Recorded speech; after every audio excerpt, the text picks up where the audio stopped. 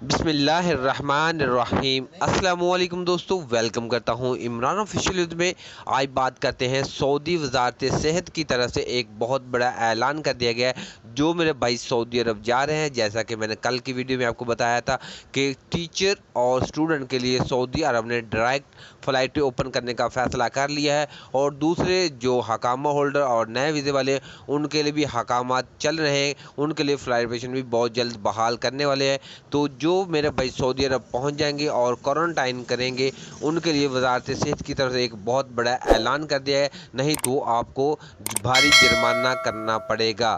تو آپ کو بھاری جرمانہ ہو سکتا ہے۔ تو مکمل ڈیٹیل ویڈیو اسی میں آپ کے ساتھ شیئر کرنے سے پہلے اپنے پیارے سے دوستوں سے گزارش کرتے ہیں کہ چینل کو سبسکرائب کر لیں، تاکہ اس طرح کے لیٹسٹ اپڈیٹ سب سے پہلے آپ تک پہنچ جائے۔ تو وزارت صحت کی طرف سے اعلان کیا گیا ہے کہ جو میرے بھائی پاکستان یا انڈیا سے کہیں سے بھی سعودی عرب جا رہے ہیں، ان کو کوارنٹائن کرنا پڑے گا سعودی عرب میں۔ تو اس کی وہ خلاف ورزی نہیں کریں، نہیں تو آپ کو 2 لاکھ روپے تک جرمانہ ہو سکتا ہے۔